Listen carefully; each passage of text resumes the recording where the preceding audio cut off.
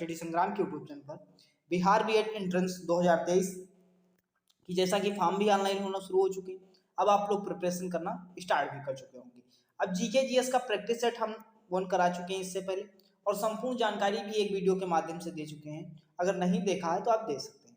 और यहाँ से आपके बेस्ट क्वेश्चन कलेक्शन किया गया है। प्रैक्टिस सेट 2 होगा जीके जीएस का, जो आपके मोस्ट इंपॉर्टेंट क्वेश्चन होंगे और आपके एग्जाम में क्वेश्चन देखने को भी मिलेंगे। तो पहला ही क्वेश्चन आपकी स्क्रीन पर होगा, निम्नलिखित में से किस समिति की संस्तुति पर भारतीय संविधान में मूल कर्तव्य शामिल किए गए? बलवंत राय मेहता समिति, अशोक मेहता समिति, या सरदार स्वर्ण सिंह समिति, या जेवीपी समिति? बताइएगा। मूल कर्तव्य शामिल किए गए थे। अब ये सभी को पता होगा। अगर हम पूछें क्या हमारे संविधान जब लागू हुआ क्या मूल कर्तव्य थे, तो जी नहीं थे। अब कब शामिल होते हैं? तो सरदार स्वर्ण सिंह समिति की सिफारिश पर जो लोग उत्तर दे रहे हैं वह बिल्कुल सही हो जाएंगे। 42वां संविधान संशोधन 1976 होता है, जिसे लघु संविधान की संज्ञा दी जाती है, और सरदार स्वर्ण सिंह समिति की सिफारिश पर लागू किए जाते हैं। पूछा जाए वर्तमान में कितने मौलिक कर्तव्य हैं, तो कुल 11 होते हैं। सर 11 होते हैं, लेकिन 42वां संविधान संशोधन जो था उसके तहत कितने शामिल किए गए थे? 10 मौलिक कर्तव्य शामिल किए गए थे। नेक्स्ट क्वेश्चन हम लोग देखते हैं। एक क्वेश्चन आपके एग्जाम में पूछा जा सकता है कि सर मूल कर्तव्य जो हैं या मौलिक कर्तव्य जो हैं कहाँ से लिए गए हैं, ये बताइएगा।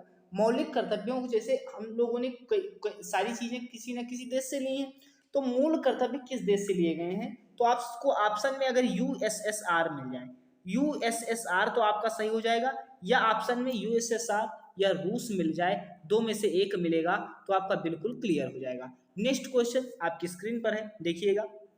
विक्रमशिला विश्वविद्यालय का संस्थापक कौन था? धर्मपाल, गोपाल, महेंद्रपाल, या देवपाल? बताइएगा। काफी अच्छा प्रश्न है और एग्जाम में प्रश्न बन भी चुका है। अब यहाँ पे विक्रमशिला विश्वविद्यालय की स्थापना पूछी जा रही है, संस्थापक कौन होंगे? तो धर्मपाल, ऑप्शन नंबर ए आपका बिल्कुल करेक्ट हो जाएगा। धर्मपाल से एक क्वेश्चन पूछा जाता है कि महाराजा धीराज की उपाधि किसने धारण की थी? तो धर्मपाल ने ही धारण की थी। नेक्स्ट क्वेश्चन देखिएगा कि 1528 ईस्वी में बाबर ने, अब आपसे एक प्रश्न पूछा जाता है कि चंदेरी का युद्ध कब हुआ था? तो 1528 ईस्वी में हुआ था। आखिर ये किसके बीच हुआ था? तो बाबर और मेदिनी राय के बीच हुआ था।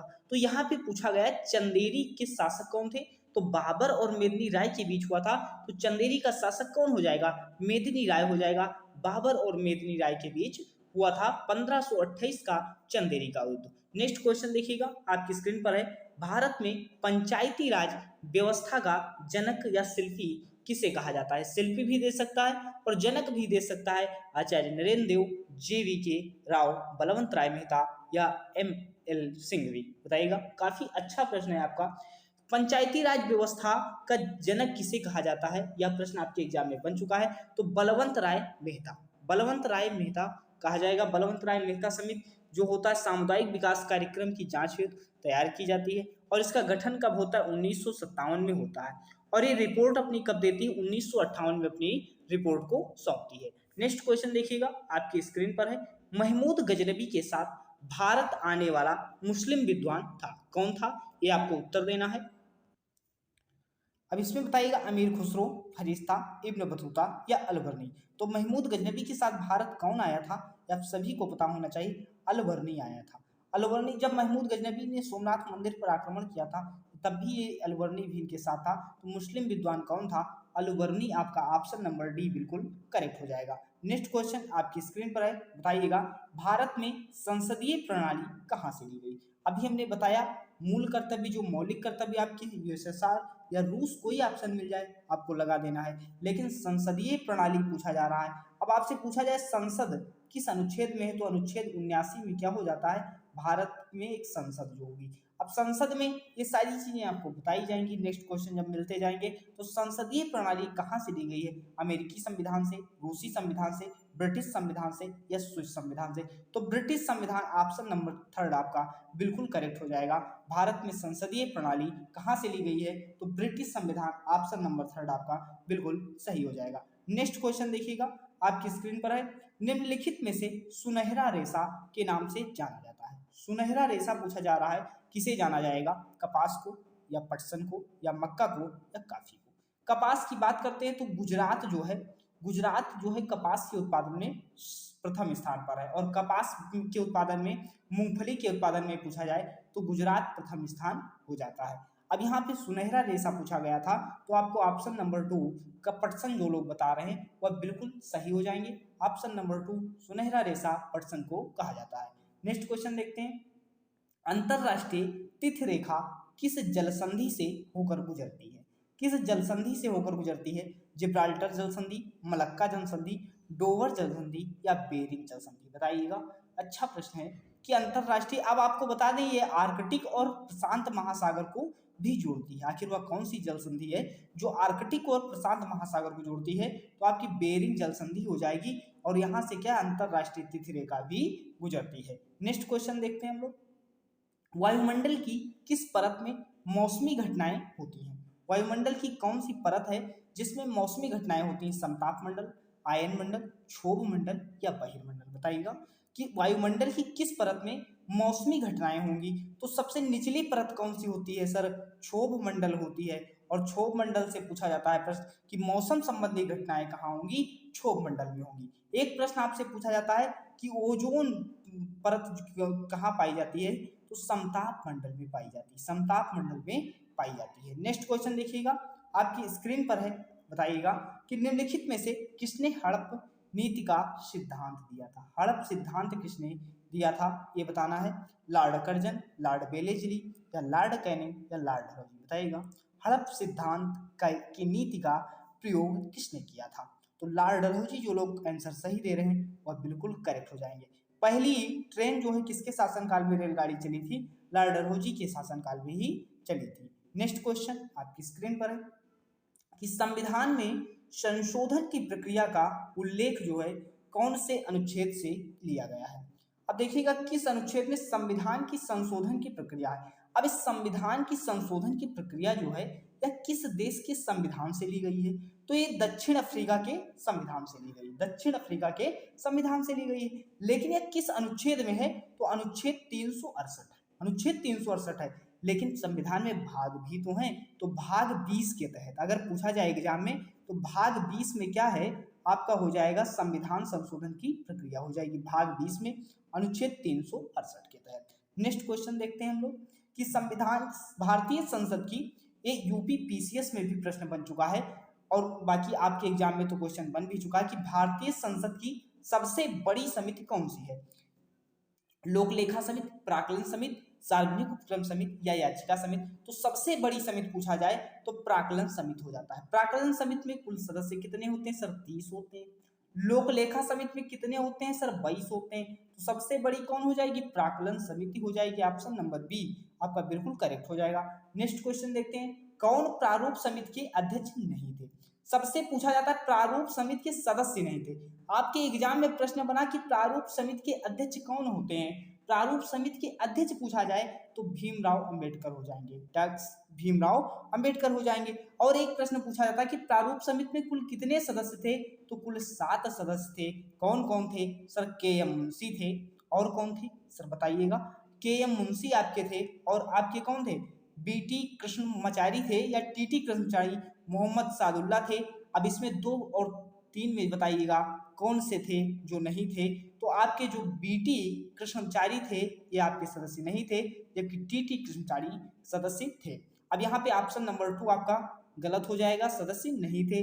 तो देख सकते हैं इसमें कौन कौन से 7 लोग सदस्य थे, आप देख सकते हैं टी.टी. कृष्णमाचारी सदस्य थे इसके, डॉक्टर भीमराव अंबेडकर प्रारूप समिति के अध्यक्ष थे, कृष्ण स्वामी अय्यर सदस्य थे, के.एम. मुंशी सदस्य थे, मोहम्मद सादुल्ला सदस्य थे, टी.टी. कृष्णमाचारी सदस्य थे, टी.एन. माधव जो है ये सदस्य थे, गोपाल स्वामी अयंगर सदस्य थे। तो कुल 7 सदस्य होते हैं। प्रारूप समिति के अध्यक्ष पूछे जाए तो डॉक्टर भीमराव अंबेडकर हो जाते हैं। नेक्स्ट क्वेश्चन आपकी स्क्रीन पर है कि प्राथमिक रंग कौन सा है? प्राथमिक रंग पूछा जा रहा है। तो प्राथमिक रंग की एक ट्रिक आप याद कर सकते हैं, हनी लाल, अर्थात क्या होगा? हरा नीला लाल। हनी लाल याद कर लो तो क्या हो जाएगा? हरा नीला लाल। अब देखो हरा नीला लाल किसमें है सर? किसमें आ जाएगा? हरा नीला लाल। ऑप्शन नंबर 4 आपका बिल्कुल करेक्ट हो जाएगा, हरा नीला लाल हो जाएगा। नेक्स्ट क्वेश्चन देखते हैं आपकी स्क्रीन पर, बताइएगा किस किरण की आयनन क्षमता सबसे अधिक होती है? किस किरण की आयनन क्षमता पूछा जा रहा है? अल्फा किरण की, बीटा किरण की, गामा किरण की। यहाँ से एक प्रश्न और बनता है कि सर वेधन क्षमता, जो आपकी आयनन क्षमता और वेधन क्षमता से क्वेश्चन बनता है। अब वेधन क्षमता पूछा जाता तो किसकी अधिक होगी? गामा किरण की होगी। वेधन क्षमता किसकी सबसे अधिक होती है? सर गामा किरण की होती है। अगर आयनन क्षमता पूछा जाए कि आयनन क्षमता सर किसकी सबसे अधिक होगी, तो अल्फा किरण की हो जाएगी। ऑप्शन नंबर ए आपका बिल्कुल करेक्ट हो जाएगा। नेक्स्ट क्वेश्चन देखते हैं, निम्नलिखित में से भारतीय कांग्रेस के किस अधिवेशन में बाल गंगाधर तिलक ने अभिव्यक्त किया था कि स्वराज्य मेरा जन्मसिद्ध अधिकार है, मैं इसे लेकर रहूंगा। यह भी प्रश्न आपसे पूछा जा सकता है कि भारतीय राष्ट्रीय कांग्रेस का कौन सा अधिवेशन था, या आपसे प्रश्न पूछा जाएगा कि स्वराज मेरा जन्मसिद्ध अधिकार है, मैं इसे लेकर रहूंगा। यह किसने कहा? बाल गंगाधर तिलक ने कहा। लखनऊ अधिवेशन कब होता है? 1916 में होता है। हिंदू मुस्लिम जो समझौता हुआ था वह कहाँ हुआ था? ये कांग्रेस और मुस्लिम लीग के बीच, वह भी लखनऊ अधिवेशन के बीच हुआ था। तो यहाँ पर ऑप्शन नंबर 1 आपका बिल्कुल करेक्ट हो जाएगा, जो कि लखनऊ अधिवेशन आपका 1916 हो जाता है। नेक्स्ट क्वेश्चन हम लोग देखते हैं, आपकी स्क्रीन पर है। और यहाँ से ये जो सूरत अधिवेशन होता है, गरम दल और नरम दल अलग कब होते हैं? सर सूरत अधिवेशन 1907 में होते हैं, 1907 में होते हैं। नेक्स्ट क्वेश्चन आपकी स्क्रीन पर है, रामगंगा नदी निम्नलिखित में से किस राष्ट्रीय पार्क से होकर के गुजरती है? Kanha Kisli, Ranthambore, Bandhavgarh, Jim Corbett. अब देखिएगा रामगंगा नदी कहाँ से गुजरती है? उत्तराखंड। अब उत्तराखंड में बात करते हैं Jim Corbett. Jim Corbett national park अगर पूछा जाता है तो आपका कहाँ पर है? उत्तराखंड में। और ये जिम कार्बेट के पास से होकर के रामगंगा नदी गुजरती है। तो यहाँ पे आपका क्या हो जाएगा? जिम कार्बेट नेशनल पार्क हो जाएगा। और ये पहला नेशनल पार्क हो जाता है आपके एग्जाम में, एंट्रेंस में प्रश्न भी बन चुका है। तो पहला नेशनल पार्क कौन था? Gym Corbett. जिम कार्बेट की स्थापना 1935 के आसपास होती है। और जिम कार्बेट के पास से कौन सी नदी? रामगंगा नदी से होकर गुजरती है। रामगंगा नदी किस राष्ट्रीय पार्क से होकर गुजरती है? तो जिम कार्बेट से होकर गुजरती है। नेक्स्ट क्वेश्चन देखिएगा, वे दो ग्रह जिनका सौर मंडल के अन्य ग्रहों की तुलना में परिक्रमण विपरीत है। अब इसमें बताना है आपको कि जो विपरीत है, तुलना में परिक्रमण विपरीत है, बुध और शुक्र, शुक्र और शनि, शुक्र और यूरेनस, बृहस्पति या यूरेनस। कौन सा आपका उत्तर आपका बिल्कुल करेक्ट हो जाना चाहिए?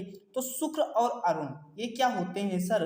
ये क्या हो जाएंगे? ये पूर्व से पश्चिम की ओर, अर्थात क्या होता है सर? ये पूर्व से पश्चिम की ओर मूव करते हैं, अर्थात विपरीत दिशा में हैं। और बाकी सब क्या है? पश्चिम से पूर्व की ओर होते हैं। अब यहाँ से शुक्र से क्वेश्चन आप याद कर सकते हो, सर पृथ्वी का सबसे नजदीक ग्रह कौन सा होता है? शुक्र होता है। सर पृथ्वी का जुड़वा ग्रह किसे कहा जाता है? शुक्र को कहा जाता है। भोर का तारा या सांझ का तारा किसे कहा जाता है? शुक्र ग्रह को कहा जाता है। नेक्स्ट क्वेश्चन हम लोग देखते हैं, कौन सा आपकी स्क्रीन पर है, त्रिरत्न सिद्धांत जो है, त्रिरत्न सिद्धांत आपसे डायरेक्ट ऐसे प्रश्न पूछा जाता है कि त्रिरत्न संबंधित है तो किससे? बौद्ध धर्म से, भागवत धर्म से, ईसाई धर्म से या जैन धर्म से? बताइएगा कौन सा हो जाएगा? तो त्रिरत्न में कौन आता है? सम्यक का ज्ञान आता है, सम्यक चरित्र आता है, और सम्यक जो है दर्शन भी आता है। किससे संबंधित है? तो बौद्ध धर्म से, भागवत धर्म से, जैन धर्म से हो जाएगा। ऑप्शन नंबर डी जो लोग उत्तर दे रहे हैं वह बिल्कुल सही हो जाएंगे, जैन धर्म आपका बिल्कुल करेक्ट हो जाएगा। जैन धर्म के संस्थापक अगर पूछा जाता है तो कौन होते हैं, ये आपको कमेंट सेक्शन में आपको बताना है। नेक्स्ट क्वेश्चन आपकी स्क्रीन पर है, जैन धर्म में पूछा जाए तीर्थंकर कुल कितने हुए हैं? तो 24 तीर्थंकर हुए। कितने तीर्थंकर हुए? 24 तीर्थंकर हुए। 23वें कौन से हैं? सर पार्श्वनाथ होते हैं। और आपको प्रथम के नाम बताने कौन होंगे, और 24वें और वास्तविक संस्थापक कौन होते हैं? महावीर स्वामी होते हैं। लेकिन प्रथम हम पूछ रहे हैं, आपको कमेंट सेक्शन में बताना है। नेक्स्ट क्वेश्चन, सत्यशोधक समाज की स्थापना किसने की थी? ज्योतिबा फूले, महात्मा गांधी, भीमराव अंबेडकर, स्वामी दयानंद सरस्वती। सत्यशोधक समाज की स्थापना पूछा जा रहा है, आखिर किसने की थी? काफी अच्छा प्रश्न है। तो ज्योतिबा फूले ने की थी। ज्योतिबा फूले की पुस्तक एक होती है गुलामगिरी। गुलामगिरी पूछा जाए सर किसकी पुस्तक हो जाएगी? तो गुलामगिरी आपकी ज्योतिबा फूले की पुस्तक हो जाती है। नेक्स्ट क्वेश्चन देखते हैं आपकी स्क्रीन पर कि भारत के राष्ट्रपति, सबसे पहले बताओ कि भारत का एक राष्ट्रपति होगा, एक किस अनुच्छेद में है? तो अनुच्छेद 52 कहता है कि भारत का एक राष्ट्रपति होगा। अब महाभियोग चलाने के लिए कम से कम कितने दिन पूर्व सूचना देना आवश्यक है? 7 दिन, 14 दिन, 21 दिन या 30 दिन? बताइएगा। तो यहाँ पे 14 दिन पूर्व आपको सूचना राष्ट्रपति को देना अनिवार्य है। और अनुच्छेद 61 के तहत राष्ट्रपति महाभियोग लगा सकता है। नेक्स्ट क्वेश्चन देखिएगा कि कीबोर्ड में न्यूमेरिक कुंजियां होती हैं। अब कुछ लोग 104 लगाएंगे तो वह गलत हो जाएंगे। सर कैसे? तो न्यूमेरिक की पूछा जा रहा है। न्यूमेरिक की क्या होता है सर? सर 0 से 9 होता है, तो 9 ये हो गया, 0 कितने हो गए? 10 होंगे। ऑप्शन नंबर 1 आपका बिल्कुल करेक्ट हो जाएगा। नेक्स्ट क्वेश्चन देखते हैं हम लोग, 92वां संविधान संशोधन कब होता है? 92वां संविधान संशोधन अधिनियम के तहत कौन सी भाषा जोड़ी गई? तो 92वां संविधान संशोधन से पहले हम लोग जानते हैं 71वां संविधान संशोधन। 71वां संविधान संशोधन 1992 में होता है। कब होता है? 1992 में, जिसके तहत 3 भाषाएं जोड़ी जाती हैं। कौन कौन सी सर? सर नमक याद कर लो। कौन याद करोगे? नमक याद कर लो। तो सर नेपाली, मणिपुरी और कोंकणी। कौन? नेपाली, मणिपुरी और कोंकणी होता है। सर नेपाली होता है, सर नेपाली होता है, मणिपुरी होता है और कोंकणी होता है। ये 72वां जो होता है 71वां संविधान संशोधन 1992 के तहत नमक जोड़ा जाता है, नेपाली, मणिपुरी और कोंकणी जोड़ा जाता है। लेकिन बात करते हैं 92वां संविधान संशोधन कब होता है? 2003 और 4 दो ऑप्शन में मिलते हैं, तो 2003 भी आपका सही हो जाएगा। तो यहाँ पे देखिएगा 92वां संविधान DBMS करके याद कर लो। DBMS सर कैसे? डोंगरो, बोडो, मैथिली, संथाली। डोंगरो, बोडो, मैथिली, संथाली। तो यहाँ पे कौन है? कौन सी भाषा जोड़ी गई? सर कौन सी जोड़ी गई? तो मैथिली आपका ऑप्शन नंबर 3 आपका सही हो जाएगा। नेक्स्ट क्वेश्चन हम लोग देखते हैं आपकी स्क्रीन पर, ब्रेन ट्यूमर का पता लगाने के लिए किस समस्थानिक का प्रयोग किया जाता है? आयोडीन 131 या कोबाल्ट 60 या सोडियम 24 या कार्बन 14? बताइएगा इसमें कौन सा आपका आंसर बिल्कुल सही होगा। तो समस्थानिक कौन सा आपका हो जाएगा? तो आयोडीन 131 हो जाता है। लेकिन एक क्वेश्चन आपके एग्जाम में और पूछा जाता है कि कैंसर के इलाज के लिए किसका प्रयोग किया जाता है? तो कोबाल्ट 60 का प्रयोग कैंसर के इलाज के लिए किया जाता है। और यहाँ पर आयोडीन जो है 131 का प्रयोग जो है समस्थानिक जो है ब्रेन ट्यूमर का पता लगाने के लिए किया जाता है। नेक्स्ट क्वेश्चन देखते हैं। हमने लगभग इंपॉर्टेंट क्वेश्चन करवाए और आपके एग्जाम में उम्मीद करते हैं, आशा करते हैं कि क्वेश्चन आएंगे और आपको क्लास इंपॉर्टेंट लगी होगी। तो चैनल सब्सक्राइब कर लीजिएगा ताकि आपको कंटिन्यू क्लास मिलती रहे। अगर क्लास बेस्ट लगी हो तो क्लास कंटिन्यू पाना चाहते हैं और तो हमारे उत्साहवर्धन के लिए लाइक, शेयर, सब्सक्राइब करके बेल आइकन प्रेस कर दीजिए ताकि आपको क्लास की नोटिफिकेशन सबसे पहले मिल जाए। तो मिलते हैं नेक्स्ट वीडियो में। धन्यवाद।